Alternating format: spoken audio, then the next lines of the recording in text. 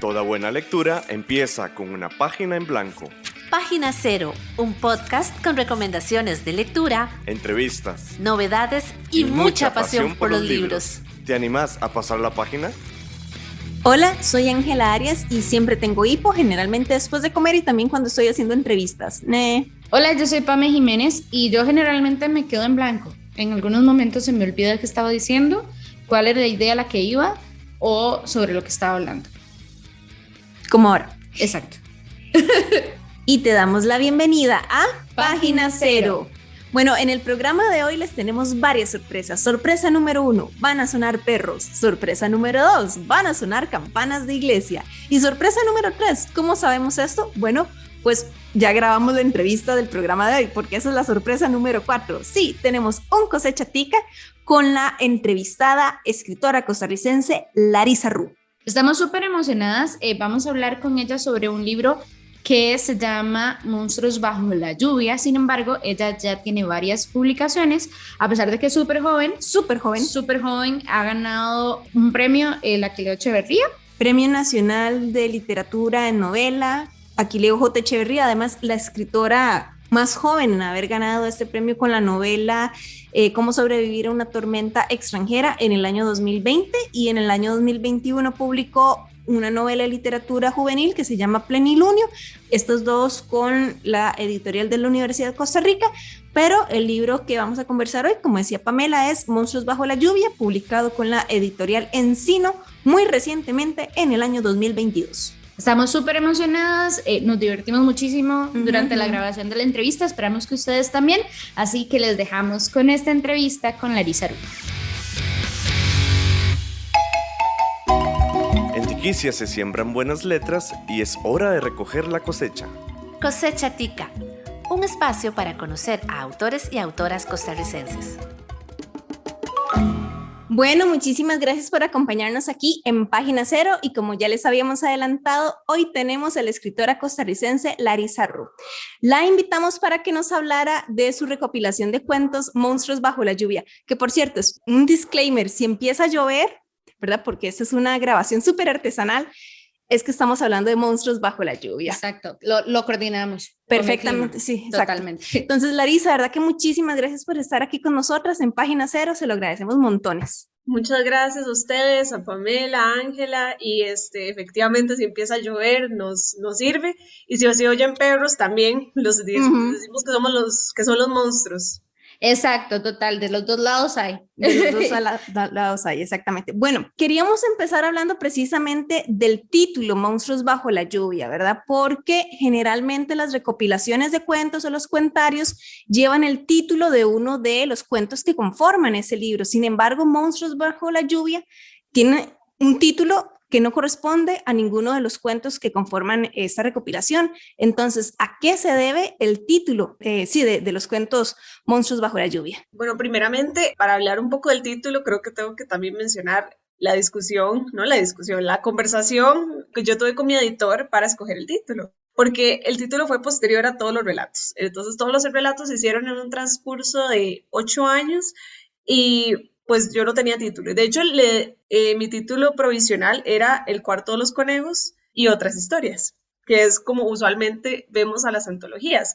Pero hablándolo con mi editor, nos dimos cuenta que en realidad esto viene de una tradición muy canónica, que es Edgar Allan Poe, Narraciones Extraordinarias. Entonces, pues muy bien, pero ¿por qué tenemos que estar replicando entonces lo mismo para cada antología de cuentos de terror? Entonces, nació la idea de escoger un título que más bien englobara todos los cuentos en uno solo, que los enlazara.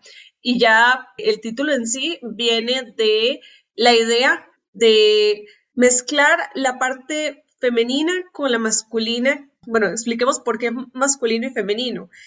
Monstruos bajo la lluvia es una antología de cuentos de terror y ficción especulativa en general, fantasía, pero se centra mucho también en el rol de la mujer en los relatos y la psiquis de la mujer en general. Entonces, la idea era conectar la parte femenina con la parte del terror y sobre todo con el terror grotesco, que la mujer normalmente se asocia a una dimensión más estética del terror, que es lo fantasmagórico, pero lo grotesco normalmente se asocia cuando es a la mujer a mujeres viejas, a mujeres con una sexualidad activa. Por eso es que me interesa mucho la parte grotesca, pero no desde una mirada masculina, sino desde una mirada femenina, la female gaze. Lo grotesco, la búsqueda de algo grotesco con lo femenino, me llevó a investigar un poquito en la mitología japonesa, porque ellos sí tienen una dicotomía bastante marcada de lo que es femenino y lo que es masculino. Entonces, lo femenino se asocia al fantasma, al yurei, y lo masculino al ogro, que es el oni, o al bakemono. Entonces, en esta búsqueda de lore japonés, encontré un templo que se llama Sonshin, en el sur de Japón, que está lleno de pinturas de fantasmas. Entonces ahí encontré una pintura que se llamaba Fantasma bajo la lluvia. Era una mujer, estaba cargada de tristeza, de mucho sentimiento. Entonces me gustó el término bajo la lluvia porque la lluvia también la asociamos siempre a algo femenino. Entonces agarramos la lluvia y en vez de un fantasma agarramos el monstruo, que es lo más grotesco. Entonces es una mezcla de ambas. Bueno, nosotras cuando estuvimos leyendo, cuando estábamos leyendo, ¿verdad? Y ya nos sentamos como a estructurar qué queríamos preguntarte y tal, justamente nos preguntábamos por qué el elemento del agua está presente en el título y también en los cuentos, ¿verdad? Nosotras decíamos, bueno, es un elemento constante, ¿será que nosotras pensábamos, en muchas culturas el agua como tal está relacionada con, o las mujeres están relacionadas con las fuentes de agua, ¿verdad? Más Mujeres que nada en pena. en pena, exactamente. Entonces, nosotros decíamos, bueno, ¿será que los monstruos son las mujeres? ¿O cómo relacionarlo? ¿Cómo hacerlo? Pero bueno, ya nos das un poco la respuesta con esto que nos estás diciendo. Sí, viene mucho de también la concepción de la hierofanía ritual antropológica, pero entonces sí tenemos que la unión del agua con la tierra, del agua con algo, normalmente tienen un trasfondo de lo femenino, y cuando vemos también femenino es agua antagónico a calor, a sol, que es el elemento masculino. Entonces, algo que mencionan también que me interesa mucho a mí es que efectivamente esto se ve replicado en muchas culturas que usan monstruos, que usan folclore centrado en lo sobrenatural. Cuando tenemos una mujer, pues la Llorona, tenemos el Obume, tenemos Mamiwata. Entonces, sí, la mujer sí se ve como una fuerza pasiva, pero que si es molestada, digamos, es perturbada, puede desenfrenarse, como casi, bueno, otra vez remitiéndonos a la madre naturaleza. Esto no es algo que a mí me gusta mucho, porque, digamos, el arrinconar a la mujer con la naturaleza es ponerla siempre en un rol pasivo de la naturaleza, y el hombre es el que puede destruirla así como retribuirle, pero entonces volvemos a que nos dejan un rol pasivo y al hombre activo. Entonces, ya en términos de narrativa, sí me gusta invertir a veces un poco los roles, pero para el título sí me pareció bien jugar con esa ironía. Bueno, aquí estamos Pamela y yo celebrando porque, ¿verdad? Haciendo el análisis que nosotras hicimos antes de invitarla a usted a la entrevista, pues nos estamos dando cuenta que mucho de lo que nosotras concluimos, por dicho, está coincidiendo con lo que usted nos está contando. ¡Ay, qué dicha! ¡Qué bueno! Estamos contentísimas, ¿verdad? Mucho. Porque de ahí, haciendo esa lectura, al inicio una no se espera que sea precisamente estas las conclusiones a las que podemos llegar comentando el libro entre nosotras y luego comentándolo con la autora. Entonces, súper bonito esa parte. También queremos hablar más adelante sobre el folclore, que es otro de los puntos que notamos en la antología de cuentos, en la recopilación de cuentos. Pero antes quisiéramos hablar precisamente sobre el protagonismo femenino de estos cuentos, porque la mayoría, en efecto, están protagonizados por mujeres, ¿verdad? La excepción es el primer cuento, que es un hombre, pero la venganza, ¿verdad? La acción de la venganza está en las manos de una mujer. Entonces, ¿por qué como autora considera usted que es importante que se repiense la forma en la que se representa lo femenino en el terror, ya no como un objeto, sino como una figura sujeto, ¿verdad? Que además es protagónica, que toma acciones? Volvemos a que todo se deriva de la female gaze y la male gaze. Esa diferencia es la que a mí me interesa mucho siempre ahondar, remarcar, porque la mayoría de la producción creativa viene de la male gaze. Y entonces cuando insertan a una mujer, inevitablemente se va a volver un foco visual.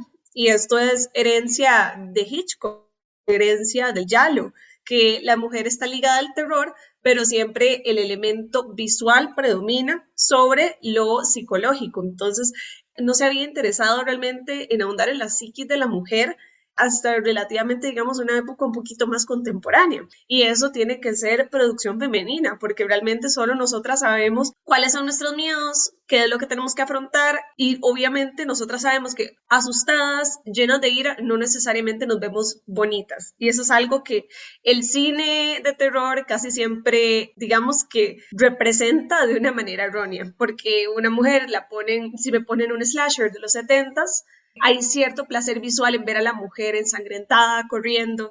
Eso es algo que a mí me gustaría revertir para volver al elemento humano, sin volver a estas cosas binarias, dicotomías un poquito ya obsoletas, sino centrarnos más en nosotras, en qué sentiríamos nosotras. Entonces, creo que es importante situar a la mujer en un rol activo en vez de en uno pasivo, y en vez de, si lo vemos de una manera un poco más cinematográfica, pensemos en dejar la mujer como el centro visual, la cámara en primer plano, y pensemos en un videojuego, en un first person shooter. Vuelve la perspectiva a nosotras.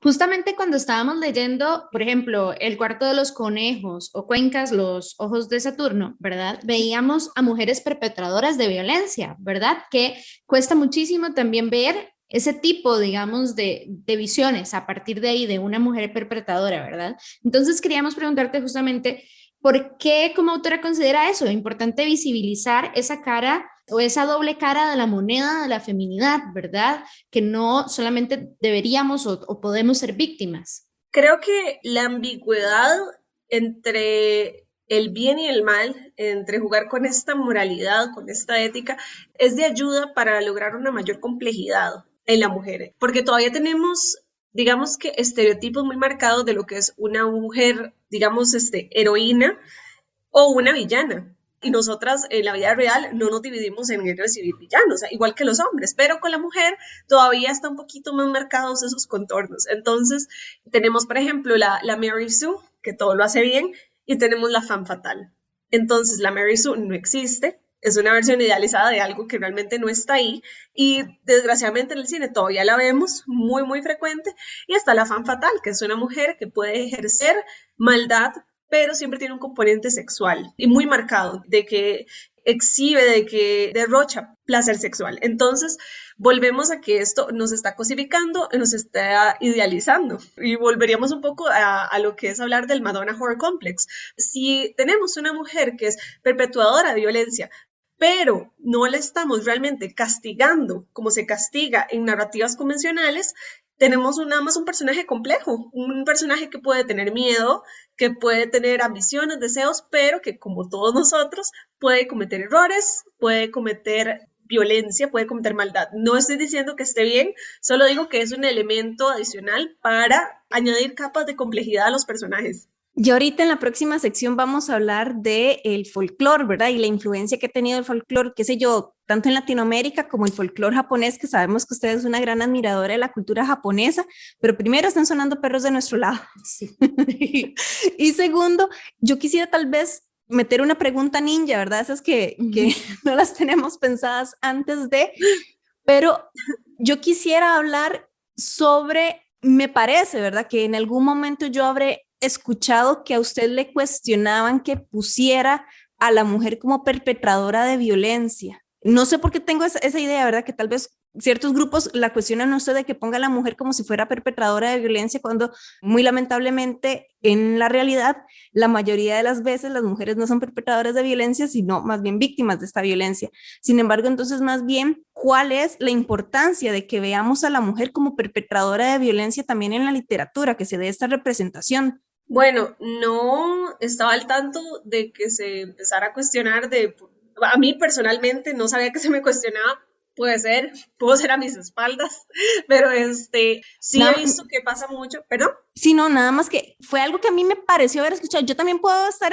errada, ¿verdad? No, pero no sería algo raro, porque he visto muchas veces que se cuestiona a creadores de por qué hacen a su protagonista hacer esto o lo otro. Lo que importa aquí creo que es el foco de esa violencia, de dónde viene y cómo se lo percibe, digamos, el entorno social, o cómo lo percibe el lector.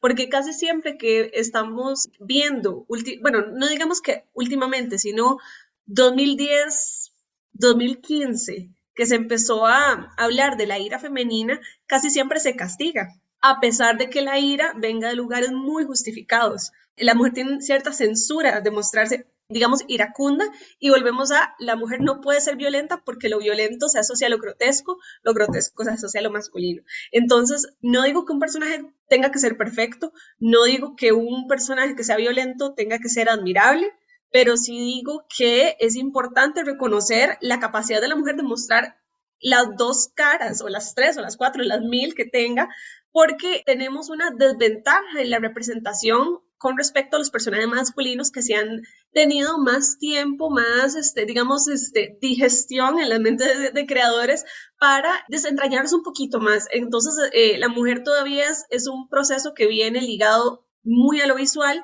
pero entonces por eso es importante ir explorando esas capas. Entonces, creo que lo importante de tomar acá no es si es buena o es mala, es cómo lo percibe la sociedad y el entorno y por qué.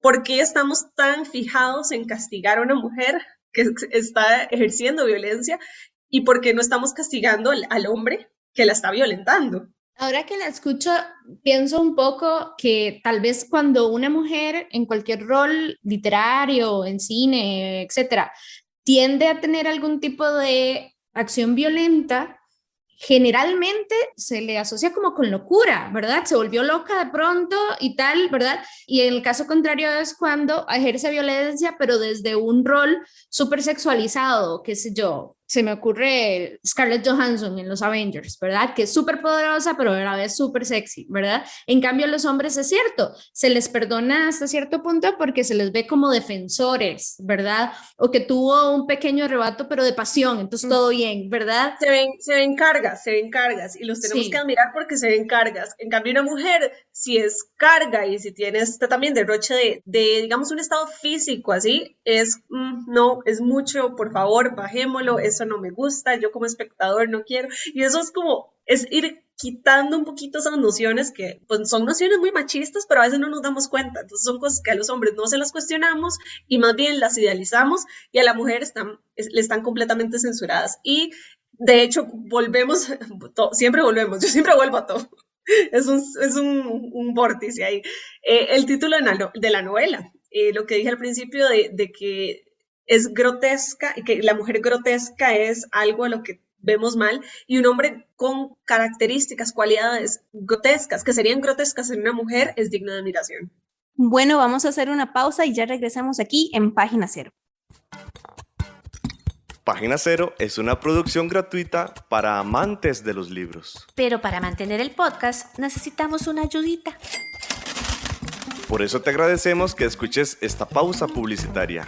Ya casi volvemos con más lecturas. No solo de libros vive el lector. Ni la lectora.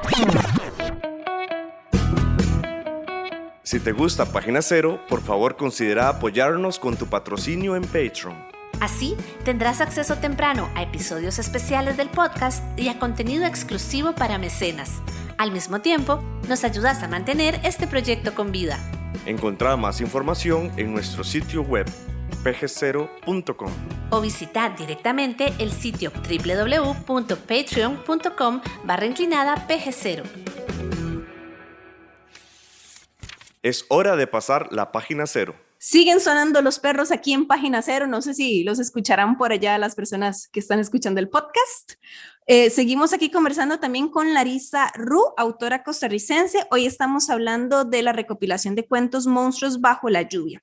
Vamos a hablar ahorita específicamente como de 2 cuentos porque queremos ahora abordar el tema del folclore. Bueno, mira, si siguen sonando los perros. Sí, yo no los oigo, no. Desde aquí no se oye. Ok. Bueno, pero ahí sí.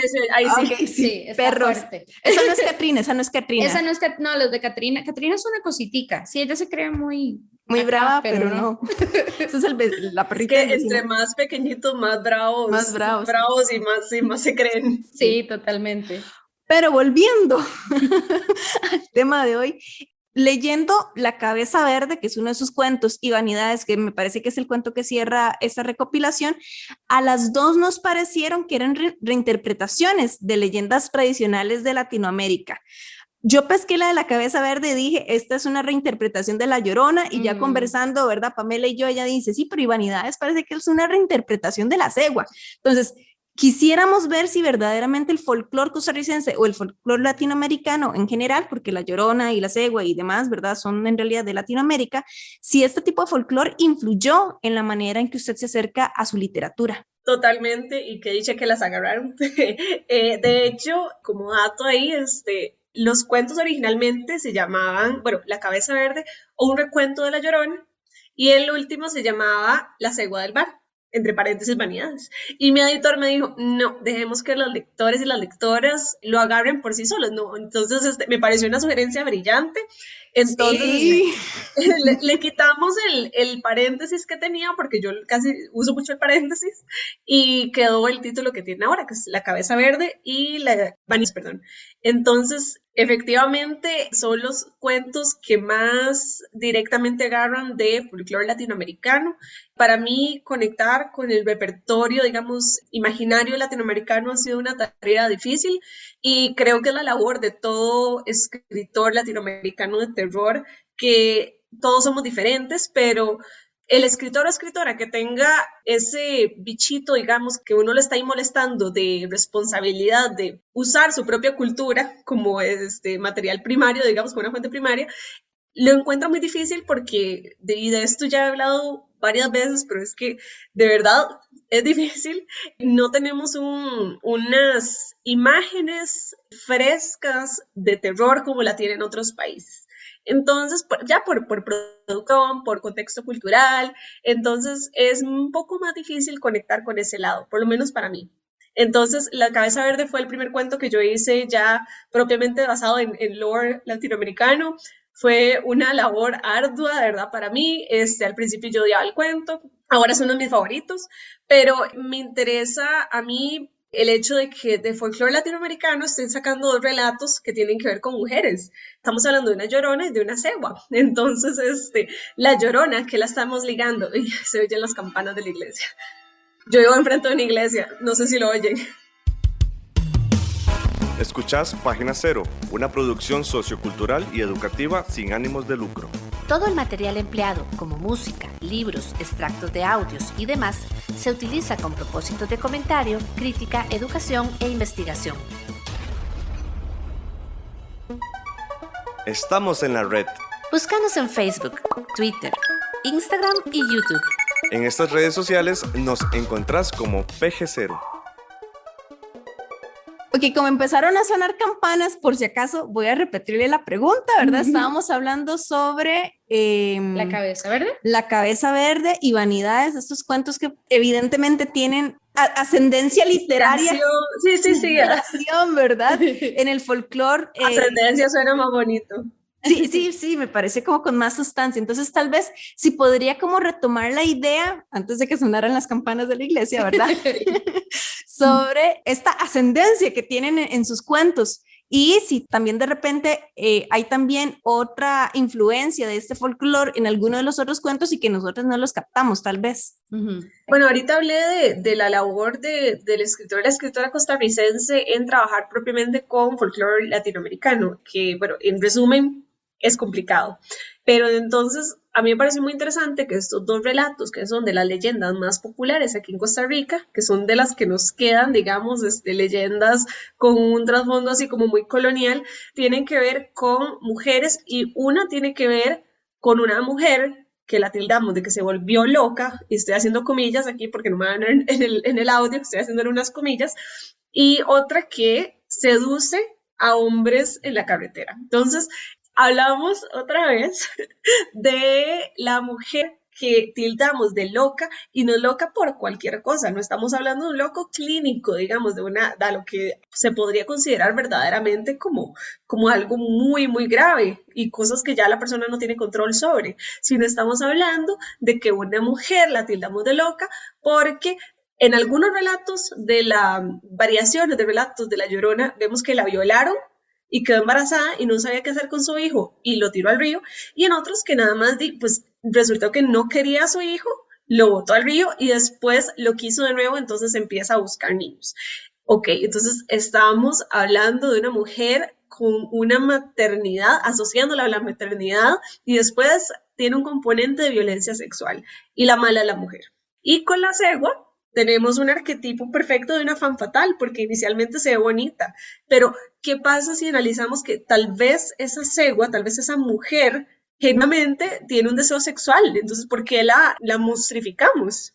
Entonces, es muy interesante ponerse ya a desgajar todos estos cuentos para ver cuál es el centro moralizante, porque evidentemente son relatos todos moralizantes, pero entonces, bueno, uno tiene un tema que ya vamos a que la mujer que no es madre, a la mujer que se deshace del hijo, se convierte en un monstruo, y la mujer que busca hombres se vuelve un monstruo también. Entonces, es muy interesante ponerse en la perspectiva, en los zapatos del monstruo. Entonces vemos que tal vez es un monstruo que probablemente tenía unos motivos muy válidos o no eran válidos, pero valen la pena, o sea, para nosotros pueden no ser válidos, pero vale la pena ahondar en esta psiquis de esta mujer, de por qué se caracteriza como un monstruo y por qué no reflejar en esta mujer, en este monstruo /mujer, una agente que nos pueda ayudar en una sociedad que todavía no se mueve tan rápido como quisiéramos en relación a derechos de la mujer y derechos reproductivos. Entonces, por eso es muy importante tener anclada la tradición de la cual nosotros venimos, y creo que es por eso que por lo menos yo como autora sí tengo una carga de usar este tipo de folclore latinoamericano, porque es de donde yo vengo, es lo que construyó la forma en la que yo pienso, y por qué no, de vez en cuando es necesario deconstruir esa forma en la que pienso, porque te puedes tener ideas muy intrínsecas que tal vez no están de acuerdo a lo que uno normalmente pensaría, ¿verdad? Porque es que siempre vale la pena cuestionarnos, siempre vale la pena decir, mira, yo antes pensaba así, pero ya después no, ¿y por qué yo pensaba así? ¿Cuál es el factor, el agente, el peso de la tradición que me está haciendo a mí pensar así? Y pensar así con respecto a otras mujeres. Entonces, por eso es muy importante tener la percepción de estos relatos, de dónde venimos, de qué podemos reflexionar acerca de ellos y a pensar que estos fueron los relatos, las leyendas moralizantes que forjaron a nuestras madres, nuestras abuelas, nuestras bisabuelas, y otra vez están sonando las campanas. Y bueno, no sé si me oyen, puedo seguir hablando, pero... En realidad las campanas suenan como de fondo y suenan muy bonitas. Sí, entonces no hay ningún problema. Suena muy profético aquí lo que estoy diciendo con esas campanas. Tal cual. Entonces en realidad no hay ningún problema. Podemos seguir. Pero creo que ya con eso ya terminamos esta pregunta. Buenísimo. Creo que las campanas más bien me cortaron. Bueno, pero entonces así tenemos oportunidad para seguir hablando también de otro tema que tiene que ver también con folclore. Y es que sabemos que usted es fan de la cultura japonesa, entonces nos surgía la duda de preguntarle qué elementos del folclore japonés y del costarricense ha logrado como compaginar en su literatura cuando usted escribe. Es cierto, sí, yo soy gran fan del arte japonés, no solo del arte de la tradición japonesa, digamos, milenaria, también soy muy fan de la cultura popular, porque pues, tiene muy buena producción, considero yo, pero lo interesante del terror japonés viene más allá de lo que es cultura popular.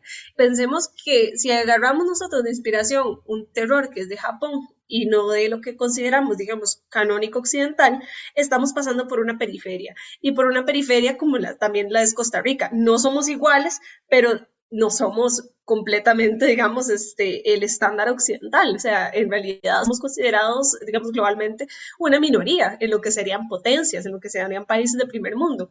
Entonces, es interesante ver cómo ciertos elementos se enlazan, y pasar por esa periferia nos permite explorar perspectivas que no son canónicas, porque al final de cuentas, la voz de cada autor, o sea, no podemos estar pegados nosotros a un canon. Les pongo un ejemplo, Stephen King.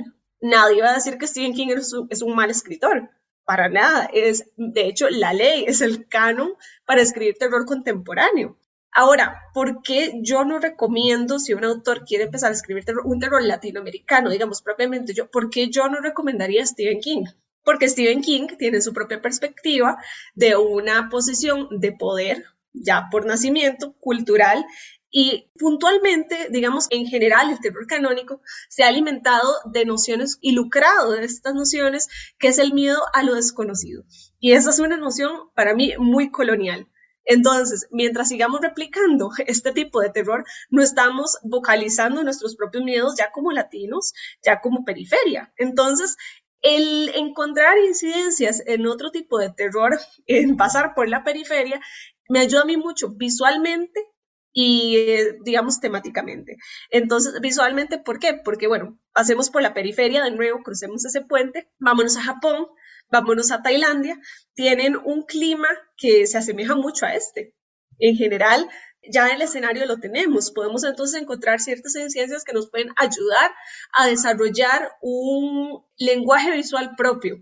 Y vámonos al contenido, centrémonos en Japón, en el Japón de los 2000, el J-horror. Este fue un fenómeno en el cine muy interesante porque usa muchas mujeres, usa la atmósfera, sobre todo como el elemento principal del terror, y esto todo remite al miedo, a la occidentalización, a la tecnología, a una sociedad que se mueve demasiado rápido y que tanto nos está alienando de lo que verdaderamente, a lo que estamos en contacto antes, qué tan terrorífica era esta tecnología en los 2000. Entonces, para mí eso es un síntoma de un movimiento de terror muy genuino, por el cual Japón pasó, que todos los países lo experimentaron de una manera distinta, los países que tienen un pasado colonial, de que ellos fueron los colonizados, y ese miedo a esta gran ola expansiva, digamos, homogénea de capitalismo, es algo que realmente, por lo menos a mí, de mi experiencia, sí me asusta de cierta forma, me asusta perder conexión con lo que realmente es nuestro. Entonces, por eso yo creo que en mi caso lo encontré en Japón, el niche, la conexión visual, la conexión temática, pero por eso creo que es importante que cada escritor o escritora encuentre también su fuente de inspiración, y no hablo solamente del lore latinoamericano, sino que encuentre conexiones, incidencias visuales, temáticas en otros lugares y que realmente resuenen con uno. Pero por eso es que remarco en que es importante ver lo que están produciendo otros lugares y no solamente la tradición canónica que nosotros consumimos, porque al final de cuentas estamos replicando a lo que cierto sector le teme. Y entonces, ¿por qué le voy a temer yo a un cementerio indígena? ¿Por qué? ¿Qué tiene de malo? Es importante cuestionarse esas cosas. Es una noción colonial y nuestra labor es ser decoloniales. Escuchando la reflexión se me venía a la cabeza, no sé si será como el ejemplo más correcto, pero es lo que se me vino, y es todo el boom que hubo con el juego del calamar, esta producción coreana, ¿verdad? Que mucha gente tuvo y me acuerdo podcasts que yo escucho que decían, no puedo creer que yo viviendo en Latinoamérica, allá alguien en Corea estuviera jugando el mismo juego que yo, con el tema de luz verde, luz roja, que aquí sería 1, 2, 3, pesitos stop, en mi tiempo se le decía así, que generó como un vínculo y también hace una crítica muy grande sobre lo que es vivir en una sociedad capitalista, lo que requiere, ¿verdad? Los problemas que existen. Y también pensando en esto de la visión colonial, creo que nosotros como latinos tenemos otros temores que evidentemente Stephen King no podría replicar, como, qué sé yo, migrar, y que son cosas que genuinamente son terrores y cosas terribles que pasa a la gente en la vida real, y que es cierto, en la literatura no lo vemos tan así. Es una herramienta de terror maravillosa, yo creo, es que pasa de verdad. A veces la vida es más cruel que el terror como tal. Bueno, y precisamente, por lo menos en esta compilación, a mí me gusta usar un juego de mascaradas de quién es el monstruo y quién es el monstruo la verdadera amenaza, porque en algunos relatos el monstruo más bien es un aliado contra la sociedad, contra el patriarcado. Entonces, eso que dice el juego del calamar a mí me interesa mucho, porque yo siento que el juego del calamar pegó tanto y se siente tan latente, tan pulsante cuando uno lo ve, primero porque es una gran producción, pero segundo porque viene de un miedo real, porque Corea es un país altamente desarrollado, altamente capitalista, y cierto sector de la población ha expresado su terror de esta inmediatez, así como, bueno, Byung-Chul Han se me ocurre ahorita, pero en general es un miedo latente de esta sociedad. Obviamente, cada sector, cada país es diferente, pero J-horror, otra vez, ¿cuál era el miedo? La occidentalización, el miedo, digamos, a desalienarse, digamos, de ir perdiendo lo que es nuestro. Y bueno, me parece muy interesante también que mainstream podemos ver ahora muchos autores, muchos cineastas que están ya expresando su propia voz, vocalizando estos miedos que para ellos son reales. Entonces se me ocurre así como algo super mainstream que a mí me fascina, por ejemplo, es Jordan Peele. Jordan Peele, como director de terror, nos está hablando de los miedos de ser negro en Estados Unidos, del racismo, entonces, y lo hace con elementos sobrenaturales, pero claro, el mensaje está ahí y está muy claro. Entonces, eso que dijiste, migración, racismo, enajenación, son cosas que un Stephen King no va a entender y no va a poder vocalizar con tanta crudeza. No es por quitarle méritos a Stephen King, pero es cierto que hay otras corrientes de las que podemos inspirarnos para crear terror que no son Stephen King y no son Edgar Allan Poe, ya que hablamos de la herencia de narraciones extraordinarias. ¿Por qué no cambiar un poquito el título? ¿Por qué no variarlo un poco? ¿Por qué tenemos que seguir siempre a Poe y a King? La verdad que en mi caso esta es una lección bastante... Va a sonar redundante, pero aleccionadora, ¿verdad? Porque yo soy fan de Stephen King y nunca me había hecho ese cuestionamiento, ¿verdad? De que el terror desde la colonialidad, yo, ¡wow! Yo también, o sea, yo lo digo, a mí me encanta Stephen King y digamos, durante mi adolescencia lo consumía así, religiosamente casi, pero son cuestionamientos que ya cuando uno está creando, tal vez uno está haciendo algo y no, pero ¿por qué no me da miedo a mí? O sea, ¿por qué lo estoy haciendo y no siento lo mismo que King sentía cuando él escribía o cuando un gringo lo lee? Entonces ahí es jugar con qué nos da miedo a nosotros. Es como, me acuerdo de esta escena en Harry Potter, no sé si la han visto, si les gusta Harry Potter, pero sí. en la 3 que tenían la clase de defensa contra las artes oscuras, el Bogart. El Bogart es lo que a usted personalmente le da miedo. Entonces no hay que acobardarnos, digamos, valga la redundancia porque estamos escribiendo terror, pero en enfrentar esos miedos. Entonces, ¿cuál es mi miedo? Yo soy una mujer latina, soy físicamente pequeña, entonces viene ahí para hablar de qué me aterroriza a mí cuando yo salgo a la calle. Que se entiende muy bien que Stephen King haya lucrado mucho y todos estos autores hayan lucrado con el miedo a lo desconocido porque era lo que la sociedad sentía como una amenaza en ese momento. Y me atrevo a decir que hoy en día también la sociedad estadounidense sigue sintiendo una amenaza contra lo ajeno, contra lo foráneo. Pero bueno, vamos a eso de no nos dejemos llevar por los miedos de los demás. Llévate por tu propio terror.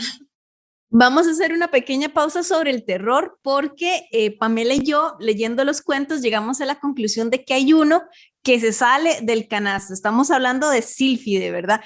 En mis palabras, es un cuento cute, muy bonito. Es un cuento muy lindo. Yo lo terminé y como venía leyendo los otros, eso lo terminé y fue como, ¡ay! ¿Verdad?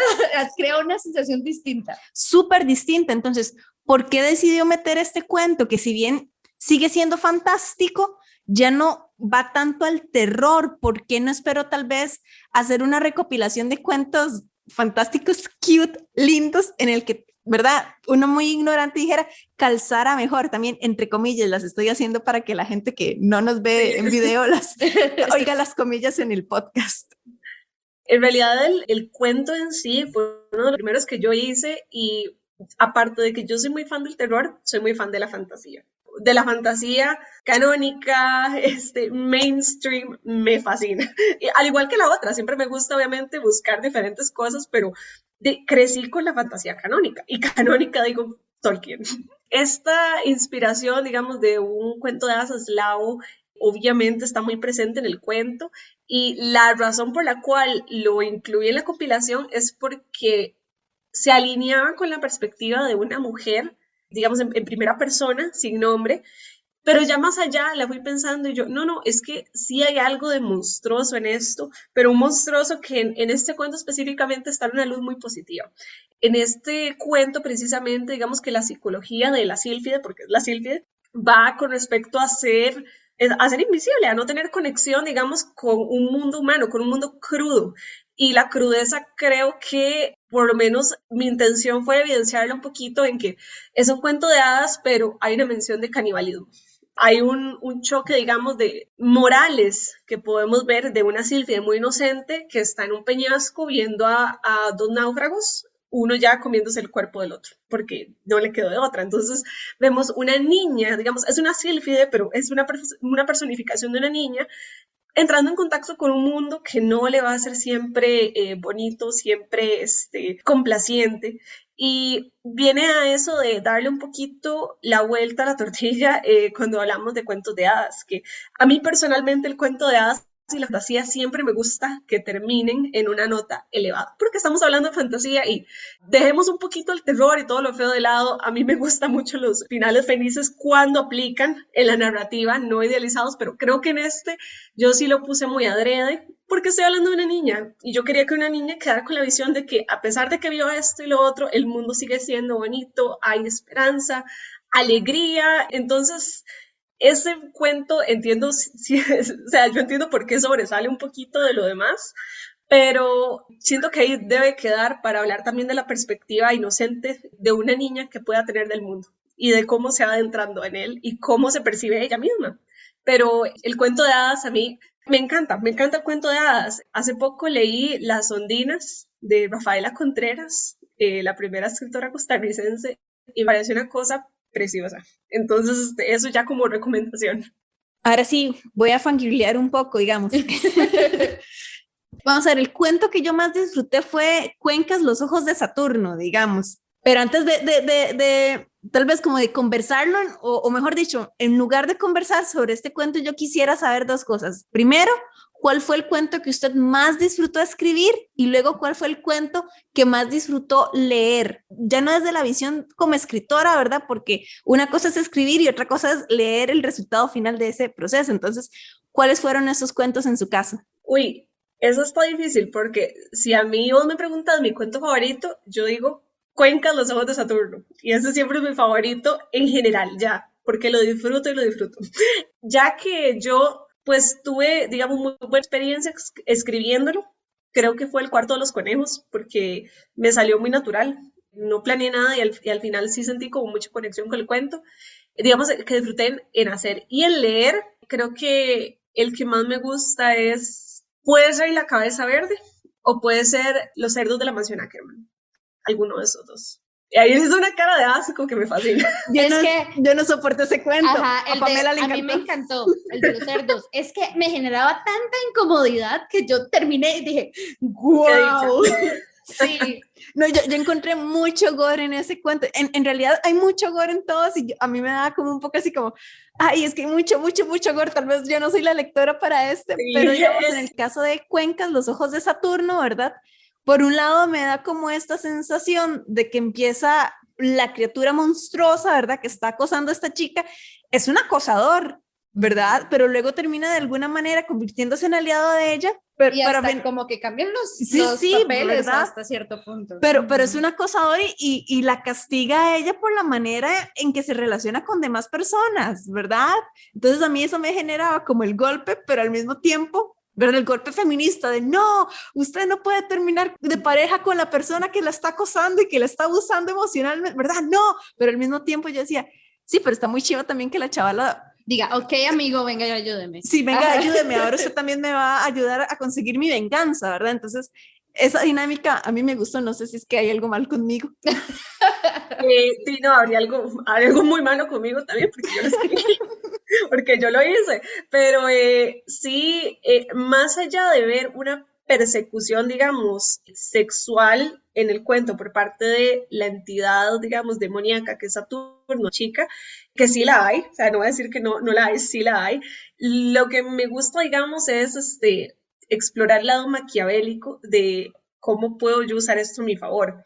Y al final uno puede decir, la muchacha es buena o la muchacha es mala, si vamos así como con alineamientos morales clásicos, pero es que me parece un acto, digamos, interesante el invertir en los papeles. Yo incluso, así ya de mi lado, yo he imaginado líneas de historia que siguen a los ojos de Saturno y siempre tiene que ver con esto de que en Saturno en realidad siempre fue un personaje sumamente sumiso y estaba buscando entrar dentro de la sumisión de la muchacha.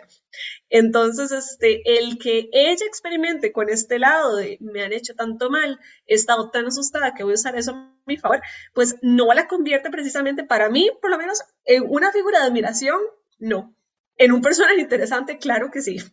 Entonces, por ahí va la cosa de que quién es el monstruo y quién no, porque creo que los ojos de Saturno sí es un poco contundente, digamos, las ambiciones de ella, porque las ambiciones de ella no es lo tengo de esclavo aquí para que me traiga un fresquito, es que la muchacha termina con una sed de sangre hasta cierto punto, que va a usarla, digamos, a manipularla de una forma que, ok, me perciben de esta forma, pero yo de otro lado, mi ira femenina, por todo lo que me ha pasado, sale de esta forma. Entonces, sí, no insto a nadie, digamos, o sea, no, a que admire ser la muchacha hasta cierto punto, hasta cierto punto, digamos, somos mujeres, hacemos lo que tenemos que hacer como podamos, digamos, para defendernos, pero bueno, esa es como la moral, digamos, del cuento, de qué tiene que ser una mujer para salir adelante en un mundo tan plagado de, porque el cuento está lleno, y tener razón, está lleno de acoso,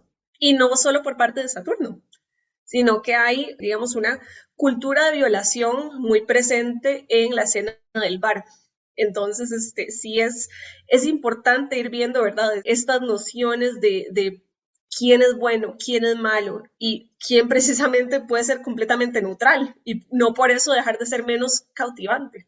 Se nos acaba el tiempo, pero antes de terminar, queríamos preguntarte nuevos proyectos. ¿Qué viene para Larisa como escritora? Sí, porque además usted ha publicado seguido, digamos, en los últimos 3 años con, el que ganó el Premio Nacional, ¿Cómo sobrevivir a una tormenta extranjera? Ya, es que se me había olvidado.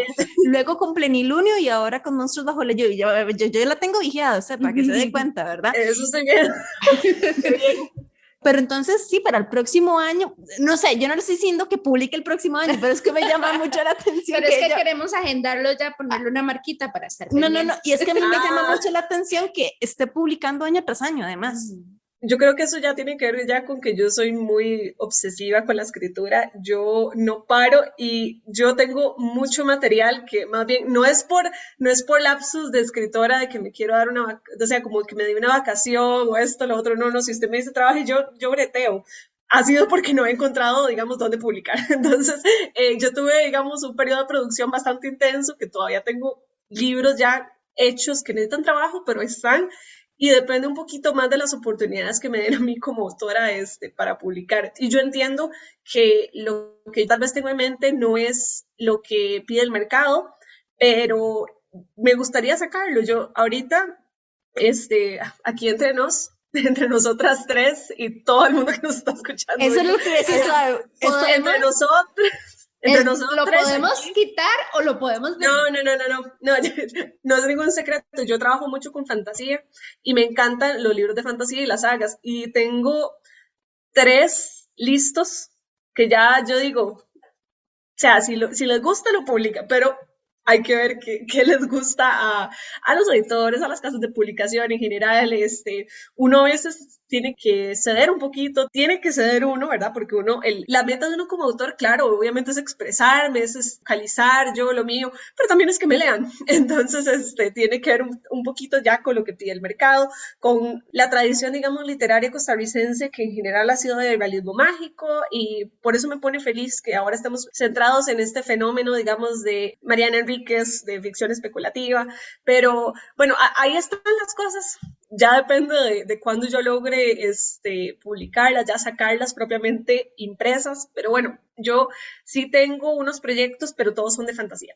Lo vamos a tener anotado, entonces vamos perfecto, a estar ahí. Porque yo soy la que lee fantasía y de hecho tengo ahorita anotado Plenilunio, ya lo tengo comprado, digamos, para leer. ¿Es fantasía juvenil? Sí, no compré Cómo sobrevivir a una tormenta extranjera porque lo vi muy grande y me dio como cosita, pero yo sé que ese vale la pena porque es el que ganó el premio nacional, ¿verdad? O sea, pero... Vieras que yo, bueno, nunca lo quisieron, digamos, promocionar como una novela de juvenil, pero inicialmente... Como sobrevivir una tormenta extranjera, juvenil, completamente juvenil, la dinámica, los diálogos, los personajes, el humor, digamos, que hay ahí. Entonces, yo creo que aunque sea una novela larga, se lee bastante rápido porque es una prosa sencilla.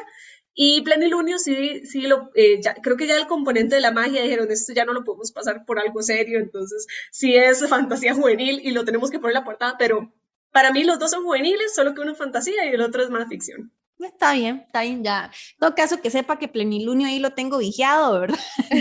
Bueno, No, ojalá les guste la fantasía juvenil. Ese no tiene mucho gore, entonces tal vez Lo disfruté. trate de rescatar un Vamos a poquito ver. más el Sí, sentido. sí. No, pero lo como disfrutamos muchísimo. Estos Sí, cuentos claro. los disfrutamos muchísimo y nos dio muchísimo que pensar.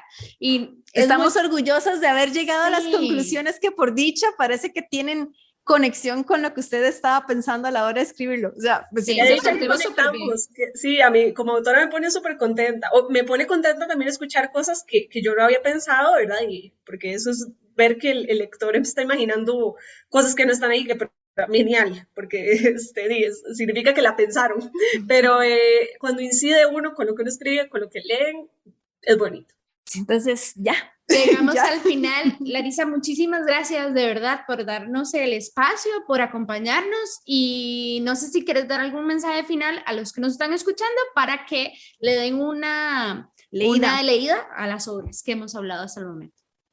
No, muchas gracias a vos, Pamela, a vos, Ángela, ya te iba a decir Angie, es que yo digo Angie, pero bueno, muchas gracias por invitarme, muchas gracias a todas las personas que nos estuvieron escuchando y los invito a leer fantasía, a leer terror, pueden comprar Monstruos bajo la lluvia en la librería internacional.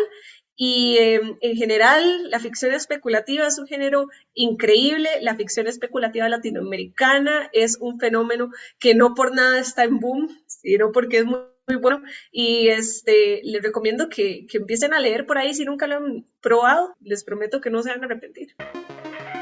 Vos también podés sugerirnos lecturas. Unite a nuestra página de Facebook y contanos cuáles son tus libros favoritos y por qué. Cada semana, las sugerencias más atractivas aparecerán en nuestra lista de deseos en redes sociales. Y también las consideraremos para futuros episodios. Búscanos en Facebook como PG0.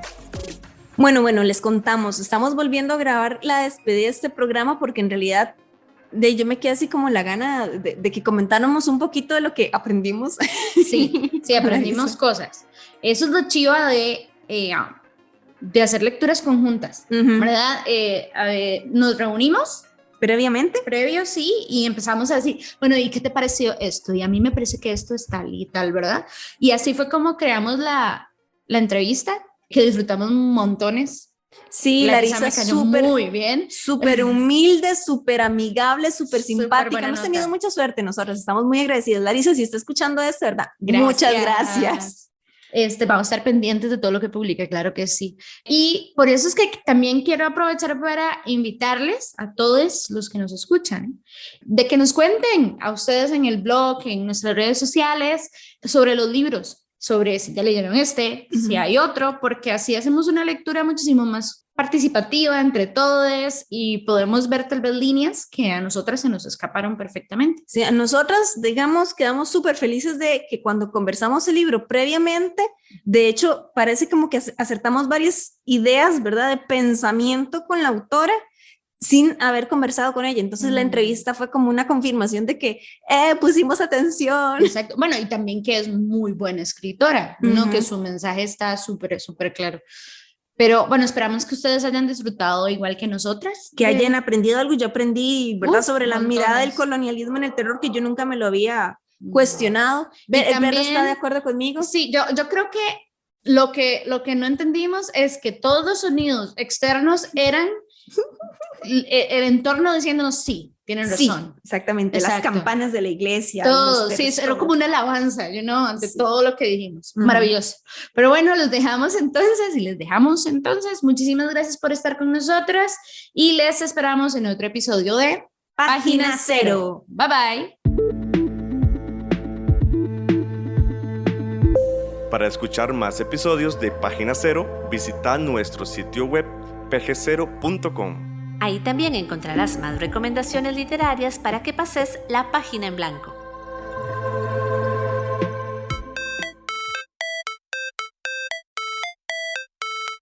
En esta producción participaron Sadie Salas Y Manuel Zumbado. en locución, Jason Zanabria. Como técnico de grabación. Larisa Ru. como invitada especial, Página Cero es una producción de Pamela Jiménez. y Ángela Arias. Página Cero es una producción sociocultural y educativa sin ánimos de lucro. Para más recomendaciones literarias, visita nuestro sitio web pg0.com. Para cualquier consulta o sugerencia, escribinos al correo electrónico pg0@gmail.com. Y si te gusta este podcast, por favor considera apoyarnos con tu mecenazgo en www.patreon.com/pg0 y recibí adelantos y contenido exclusivo. Ahora sí, pasa la página en blanco e inicia la lectura. ¡Felices letras!